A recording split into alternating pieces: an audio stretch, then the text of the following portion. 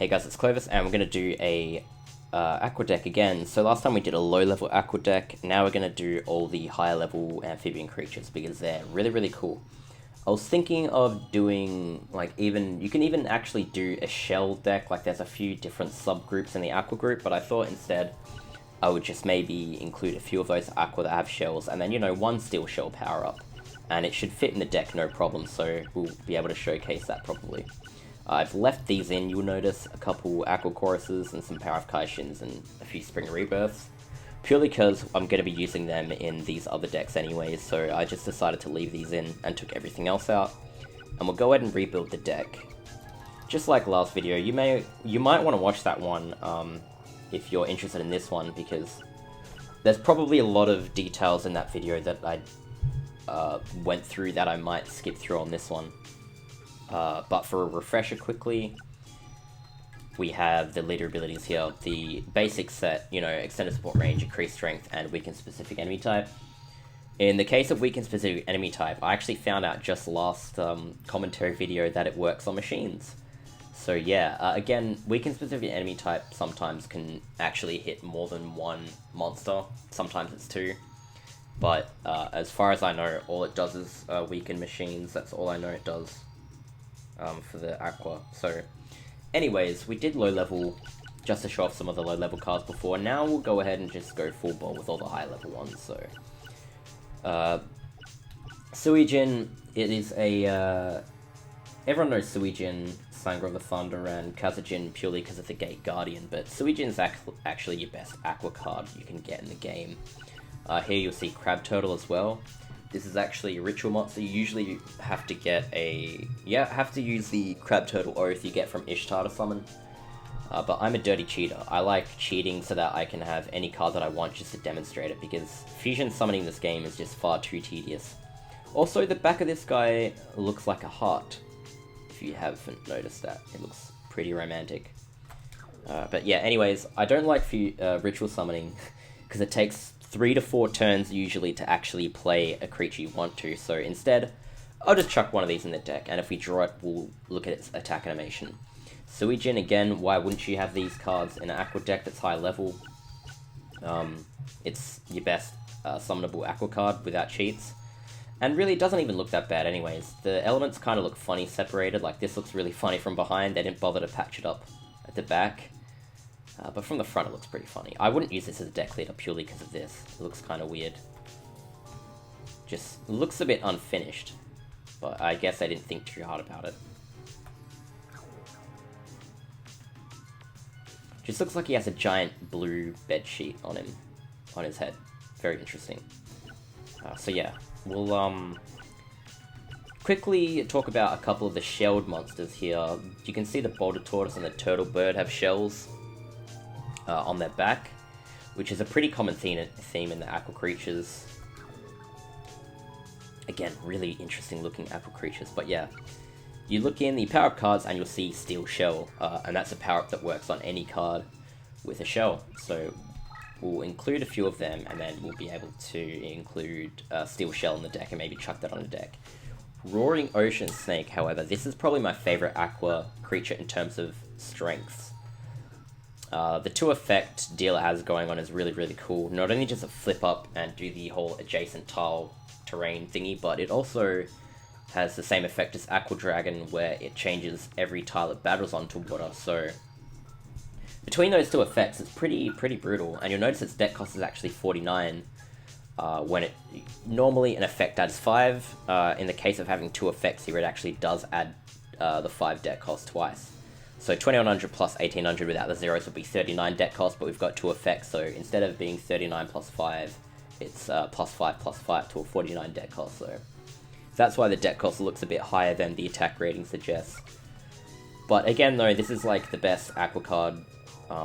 Not like the best, obviously you got Suijin, Crab Turtle do more damage, but this will generate water all over the field, which is a very powerful effect. We'll just include 2 of them. I was going to include 3, but then we'll draw it and then probably just win the duel with it straight away, so we'll see. For all these other 5-star cards, I'm going to add 1 each of them. These are very useful for Aqua Dragon. If you play a 5-star Aqua and fuse it with Kairyu-Shin, you'll make Aqua Dragon, so just remember that. There's also no harm in including these to show the battle animations anyway, so... Catapult Turtle especially, I actually plan on dueling the Labyrinth Ruler, so it'll be really cool to showcase Catapult Turtle. It's a pretty popular card actually. Yugi uses it in a few of the episodes in the anime, and it kind of wins him the duel whenever he plays it. In this video game though, it just clears the Labyrinth tiles. Nothing too incredible. I could include Fire Kraken, but... yeah, I should have given you an epilepsy warning. That's kind of weird, yeah, the hair is giving me a headache. I wouldn't stare at that hair for too long. Yeah, I'm not going to include this card. Because it's fire. And that would break the synergy. It wouldn't work with Aqua Chorus or anything like that. But here's where it gets interesting. So, you have even more of these Kappa-like creatures with the shells, and then the amphibious, like... I forget what it's called, but you know the, like, things on the... I think it's like webbed fingers or something like that, or like webbed hands, webbed feet. I don't know exactly what I'm talking about, but you know the whole layer of skin between the fingers and toes or whatever. Yeah, quite a few of the Aqua creatures have them. They've all got this like, the shell, those things on the hands and feet and the tail, and then they all have weird hair juice for some reason. And they even have like a beak sort of mouth, so yeah. Maiden of the Aqua, again, that's one of the female cards. We're going to use that on the female Aqua deck when we go ahead and do that. Again, cool looking card, but you guys will have to wait for the next video to see it. So yeah, if you want to look at that, you just have to stay tuned. I will look at what else is useful though. Violent Rain is an awesome card. 4 stars for 1550 attack. Is, you know, it's average, but the effect here is flipping all adjacent spaces into sea terrain is amazing. That means you will be adding 500 attack to this card. So if you play Violent Rain on the first... Say you play it on the first hand with 1 or 2 equips. 2 equips already is 2550, and then you add the Water Terrain from the effect, so that's 3050 attack. If you just casually add 2 equips to this. So we'll add in a couple of these. Lots of niche, random sort of cards here. Giant Red Sea Snake I'll include. 1800 attack for 4 stars is crazy good. It's not like that's extremely rare in this game, but for Aqua it's really, really neat. So I'll go ahead and do that. Include a few of them. Beast King of the Swamps, that's a card we definitely want to include. Because of the effect, when destroyed, destroys the enemy it engaged battle with, so... You can kind of buff this up as much as you want and just send it around to kill stuff. And even if the enemy kill it, they suffer the consequences. And the model for this card is beastly. I don't know, it's like, it's really ugly, but I like it. It's interesting. Very strange looking creature. I think they could have actually spent a bit more time on it and made it look even better, but like shape-wise and everything, it looks very menacing. Very awesome looking card. And cool effect too. That's one of the cards that you would have probably found the password for when looking up cheats for the game if you did. Especially like the first few years when the game came out, so... And Jellyfish, when in face-up defense position, all Thunder monsters reduced by 500 points. I probably won't use this effect, but it's a jellyfish, guys, so I'm definitely including this. If you guys have watched SpongeBob, you probably like jellyfish more than most people do. Also, quickly, we'll look at Gruesome Goo here. I'm pretty sure this has the same model as Change Slime. Yeah. You can see there it has the blade just like Change Slime does, whereas in the picture here, Gruesome Goo doesn't actually have that blade, I don't think. Actually, no, it does. If you look at the back left of it, that does resemble the blade. Again, it's kind of weird how they include, like, I can understand why they copy the models in a video game and change the colors, save them a bit of time. But in the case of the pictures, it's weird they have the exact same character design but drawn in a unique manner. It is a bit bizarre to me. We are getting to the lower level monsters though, so I will actually probably stop here. We'll see how much room we've got. We actually ended up with 23 monsters, which is probably like the perfect amount actually, but we didn't include Furious Seeking last time, so I'll chuck in a couple in the deck here. We haven't actually picked a deck leader yet, so I'm actually going to go up to Roaring Ocean Snake, which is one of my favourite Aqua cards, and just use that as our deck leader. Again, it doesn't really matter if it's level 5 or above, because that's when our leader abilities cap out and we can't receive any more benefits from them. So I could have picked any of these level 5 monsters or above. I even could have picked a level 4 one and just done with 400 bonus points, but yeah, doesn't really make a difference in the end of the day. So let's, again, we've got the power-up cards we've wanted to... We've got 6 there, normally include 7, and I did talk about the Steel Shell before, so I'll go ahead and grab one of them and include it. Steel Shell, by the way, remind me, if you don't know how to get it, and you want it, ask me in the comments, because I might forget to include the password in the description. But there is a password for it, and so... wherever it is, I gotta find it. Here it is, Steel Shell, so... increases the power of any monster with a shell by 500 points. And there's a password for that. If you don't know how to get it, ask me in the comments and I'll tell you. I would tell you now, I don't have the passwords up on me at the moment, so... Anywho, we got some room left. Normally, after you add your... or at least after I add my monsters and power-ups in a deck, that's when I go straight to the terrain cards, but you'll notice... if you go card color sort, you'll see all the effects here. Roaring Ocean Snake leaves water. Fury Seeking leaves water. Violent Rain leaves water. So we've got plenty of water transform capabilities in our deck, so we don't really need Yumi. You can include it if you want to, but I'm not going to. It just gives us more options to use other cards. Which, in saying that, I should keep the deck cost low. I did want to duel the Labyrinth dude, so... we'll add in a few Curse Breakers, that'll keep the deck cost really nice and low. And we can just always dump them if we're not going to use it. Monster Recovery would be really cool in that duel as well. What else can we add? Maybe some water-themed cards. Seeing as we're on the water deal, we may as well actually, yeah. Heavy Storm. Heavy Storm, I like to include in water decks purely because water, storm, you know. I mean, you could include this in a wind deck if you wanted to, but storm is a key word, so... that means I have to go down and add something really low deck cost again, though. Otherwise, we won't be able to duel the Labyrinth dude. I forgot his deck cost, but it's somewhere around 1,000, so... I'll have to look back down here and find something really low deck cost. You know what? We'll just include Eager Green again, because we have Crushed Terrain on that field. Or actually... we could just include a Magical Labyrinth. That'll be pretty useful for that setup. So here's our water deck again. You got your Roaring Ocean Snake. Leader, again, any 5-star or above leader will work for this deck. So yeah, I'll actually go through a few recommendations as we go.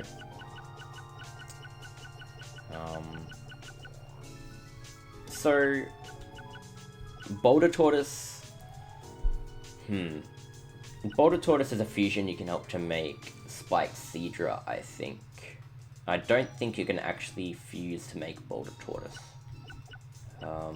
Amphibious Bugroth, though, is a good candidate. I believe if you fuse Ground Attacker Bugroth with a 4 or 5-star Aqua, I can't 100% remember the fusion, but it is Ground Attacker Bugroth with Aqua.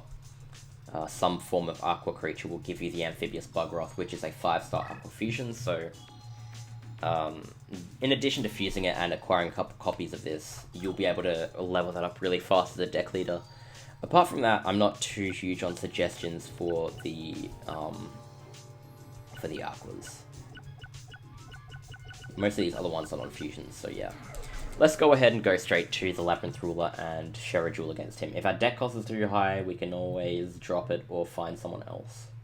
But I'm hoping it'll be alright. It might be 1078 or something, I think. 1016. Alright, we'll have to drop it then. which is actually not too hard. We can just always go down to one of the higher deck cost cards we have a duplicate of and just take it out. Like Jellyfish. We'll just take one of those out, and we can actually include... yeah, we'll just chuck an Ecobrine in. And that'll come in handy for the Crush Terrain that we've got. The 3 Crush Tiles on the Labyrinth field. Alright, so let's go ahead and duel Labyrinth Ruler now, and we can further demonstrate all the water changing stuff. I know you already saw it, but may as well. We're still on the water deck, so it's pretty much inevitable you're going to have the whole water changing effect. Zone Eater is even better in this map, actually, because you can just activate it on... wait a sec. There we go. Yeah, you can activate it on any of those rows. But we have plenty of stuff to change the terrain, so it's not too big a deal. Alright, so what I'll actually do is send this over here. And I can put this over this Crush Terrain here and then play some of my spell cards behind it defensively.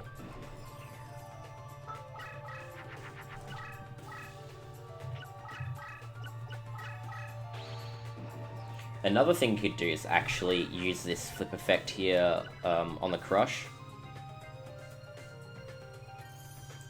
That way you can get all your stuff past this Crush tile, but I'm going to play this a bit of a boring way. I'm going to go around the Crush and sort of play the game, play the map as if it was intended to make it a little bit more fun. So let's go ahead and set one of these trap cards and build up some summoning power. Again, this is 1500, so I can't actually move this on the Crush without it dying. But that's purely because of my leader ability. Once I move my card away, the attack bonus is gone and I can move it on the Crush here, no problem.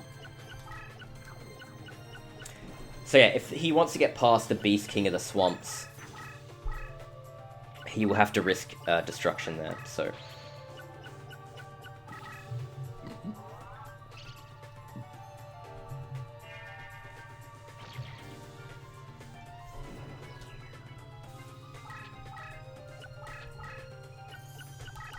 And again, with a card like Heavy Storm, we'll have to use all of our spell cards before we use that, otherwise it'll wipe out all of our stuff.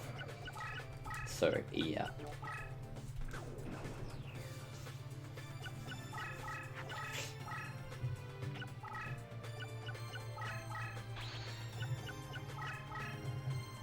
Now, Jirai Gurumo is actually a card we have to kind of watch out for. That card's going to dispel all of our attack bonuses, which a water deck has quite a few of. So we'd have to use one of our stronger creatures on water to take it out, otherwise he'll just dispel our damage and it's not as efficient. So Crab Turtle though, that's pretty good. Crab Turtle is quite high damage, we'll be able to destroy stuff quite easily with that. This stuff can just chill here for now. No real big threat of that. And we'll go ahead and actually... Yeah, we can actually activate the Furious Sea King here if you want, and then that gets rid of that Crush tile, and then we can sort of move around it. I can also Kamikaze the Beast King of the Swamps into that, but that'll slow us down a little bit, so...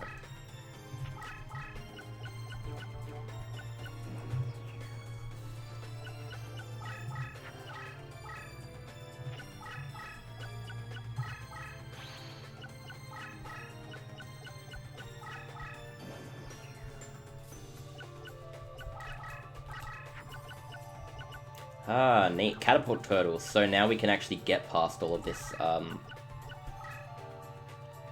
labyrinth terrain by simply moving over it. So yeah, very glad I included this card in this field. Now that it's drawn out, I can actually demonstrate it, this effect, so...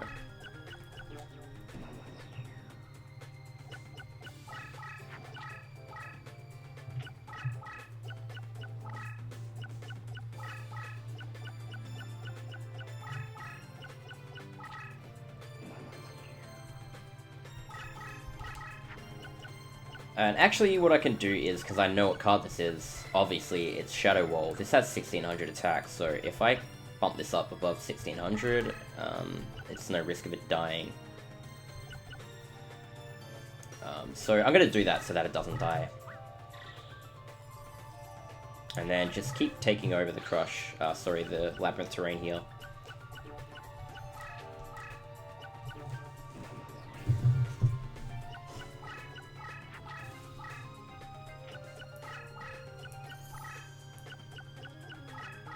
There we go. As intended, he takes the bait, and we'll be able to see the Catapult Turtle attack animation now. Which is good. This is one of the cards I really did want to demonstrate the attack animation of, because it's one of the more popular ones.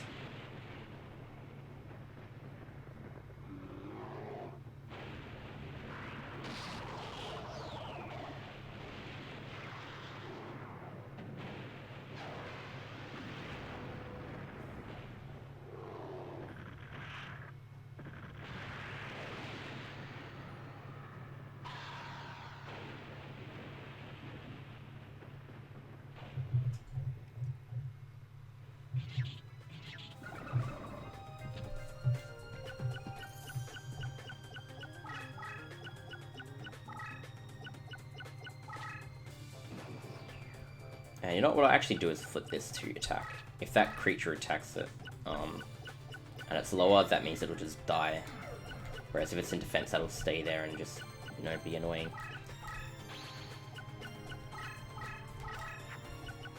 Alright, awesome. So what I can actually do to get rid of this crush is flip this up. But what I'll actually do, if I flip this up now, it'll only do these 3 tiles, but if I like kamikaze with it, it'll clear these tiles, these 4 ones, so I may as well try and do that. And that way we can actually demonstrate both the attack animations. Of course we're going to take some damage here, but this is 100% worth it. We're not even taking that much damage. He's lost more damage moving that Jirai Gumo to that space than he'll actually do damage life points to us.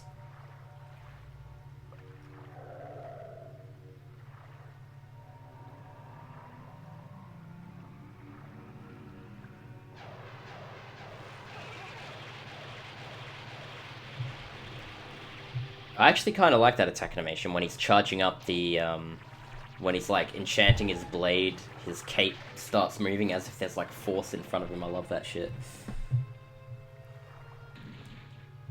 But yeah, unfortunately doesn't stand a chance. Jirai Gumo is pretty tough, but we've got some tougher creatures in the deck.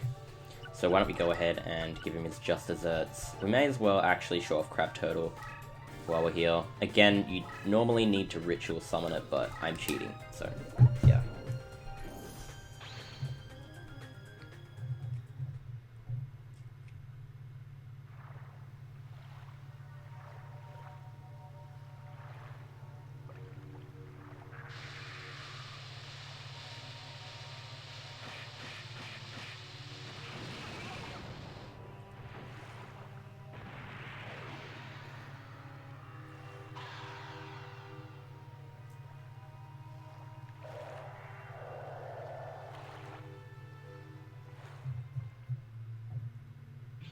But yeah, just wanted to demonstrate the Crab Turtle animation, so that's why I decided to use it.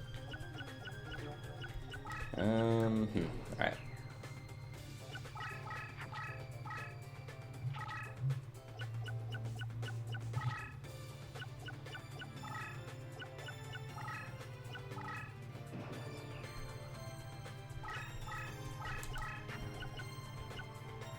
Alright, so we'll actually leave this face down for now. We could flip it up so it moves to where we want it to be faster, but I want to save its flip effect for here.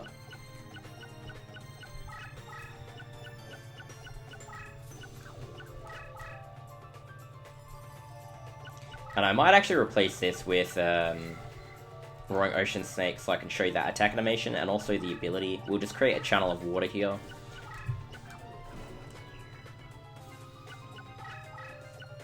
Ooh, he's taken us on. You know what this means, though? This means we can actually,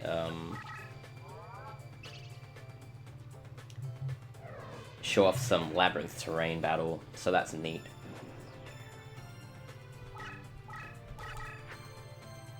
Ooh, we got Steel Shell as well. Neat. Alright, Beast King of the Swamp is actually probably the best shot we have at killing this. If we played this and then attacked with it, it might miss out. I'm pretty sure this is Obviously, it's either Labyrinth Tank or Dungeon Worm, but if it's Labyrinth Tank, we'll need some damage taken on, so... I was going to play this, but we're a bit short of summoning power, so why don't we just go ahead and demonstrate the Beast King of the Swamps attack animation, shall we? We could do first that was actually clear some of this stuff out the way.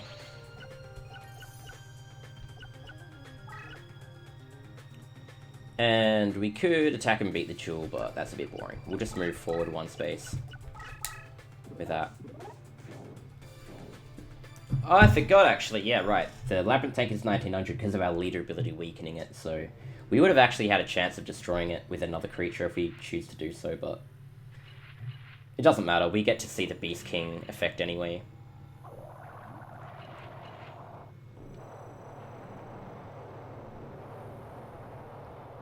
Ooh, interesting effect on the breath there. It's like multicolored. Alright, show us what you got, Labyrinth. It would be hilarious if those Labyrinth creatures got bonus damage from Labyrinth as well. Always thought about that.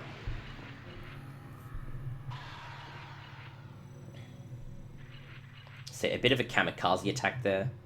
We do take a little bit of a hit, but nothing too crazy. Because yeah, now this guy dies, so that's always nice. Not having to worry about that anymore. It's pretty cool. Alright, so we'll move away, and we can just keep chasing him.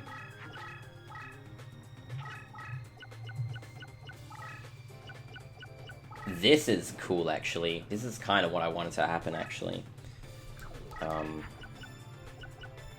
Violent Rain. Alright, we'll just, we may as well demonstrate Violent Rain, then.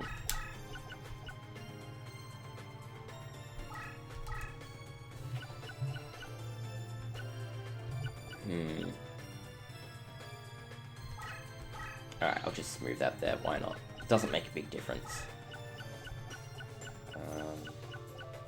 And so what we can actually do is attack this with Violent Rain, but I'm pretty sure that'll lose the duel anyway, so what I'll do is actually just take a hit here, and then I'll use the Violent Rain, like the effect here. I could actually, if this was strong enough, I could attack this, leave the water up, and, actually no, you know what we'll do? Instead we'll do this. We'll just attack it anyways, because I kind of realized that the Violent Rain was already powerful enough to kill it, no matter what it was. Interestingly enough, you notice it actually tried to activate the water tiles on top of the Labyrinth. I'll show you in a sec when we get back to it.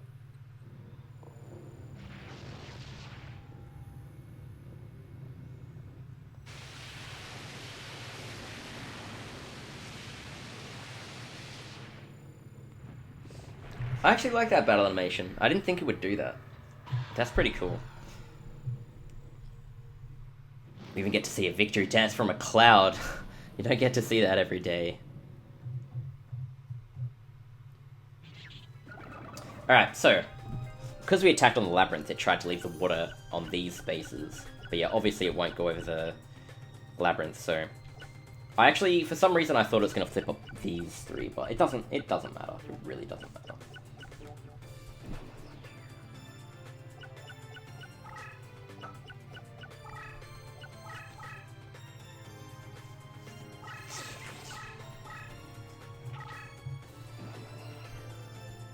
And we can just keep approaching this side.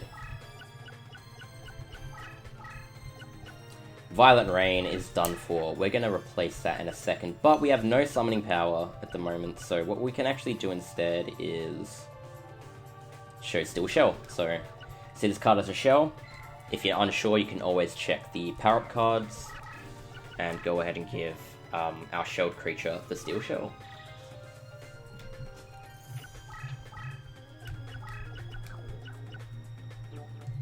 And we should be getting closer to cornering this guy, so... The duel shouldn't be too much longer.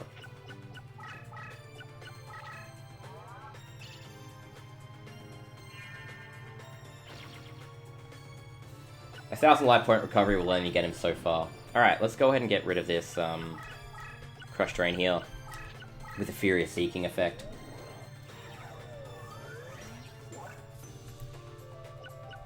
And then what we can actually do, we have max monsters out on the field, so I may as well just replace this Violent Rain with Roaring Ocean Snake.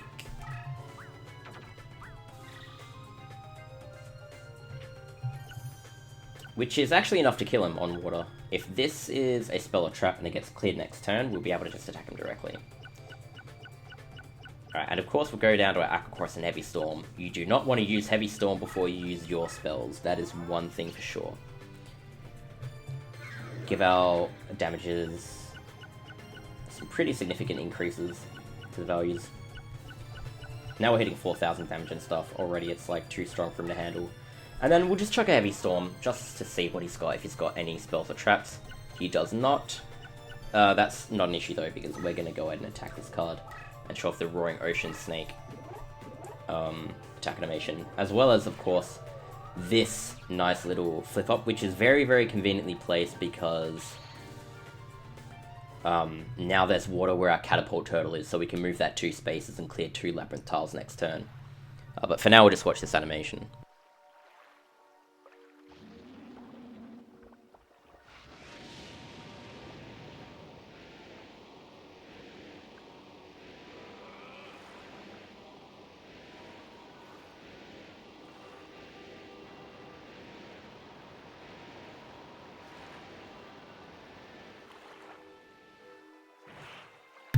Quite laggy, but that's just the water terrain for you. Quite a lot of animation, battle animations are really laggy on the water terrain, just because, you know, the water's there. Water is one of the harder things for game hardware to figure out. It's just so much stuff going on, I guess. And we've already done all this, haven't we? Yeah, cool.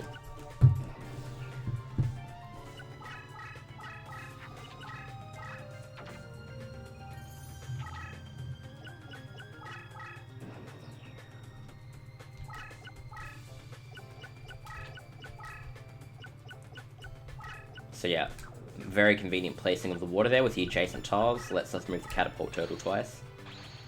Gives us just some more room to play some stuff. I don't actually have summoning power to summon anything else, funnily enough. That's one of the problems with the deck that I've constructed here, but I don't particularly care too much. I can always have dumped more cards, so yeah.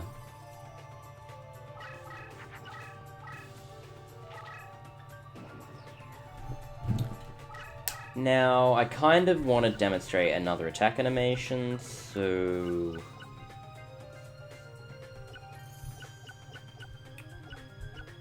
we'll just get rid of one of these. Roaring Ocean Snake can die, and that way we can play something else, because we had 5 monsters out in the field. Hopefully this is strong enough to kill whatever is there. 2800, Giant Red Sea Snake, yeah, may as well. Shadow Ghoul, spooky.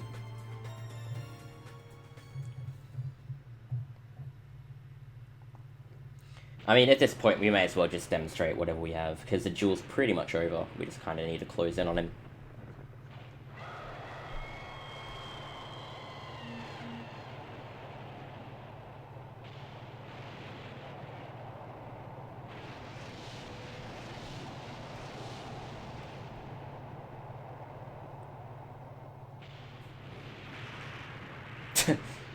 I love how Shadow Ghoul dies there. It's just, he just gives up on life.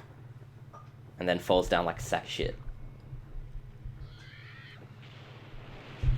Those water effects, especially that one, always look way cooler and more impressive on normal terrain. I mean, what doesn't look more impressive on normal terrain? Am I right? Alright, well this guy's pretty much a turn away from dying, so we'll see what he actually does here.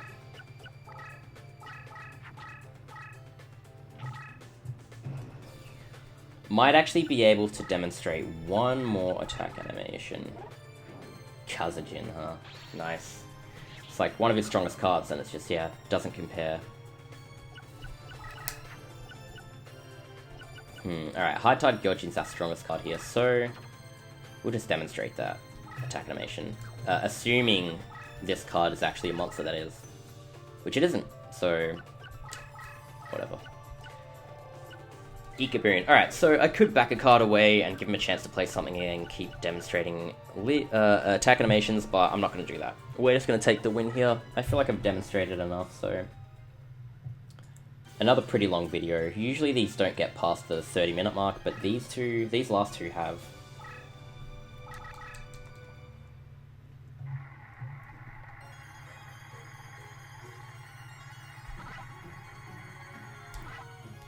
And no 3 in a row, which is fine. Don't need them. So yeah. Anyways, hope you guys enjoyed the video, and I will cap off the Aqua decks with the female Aqua deck on the next video. So yeah, hope you guys enjoyed.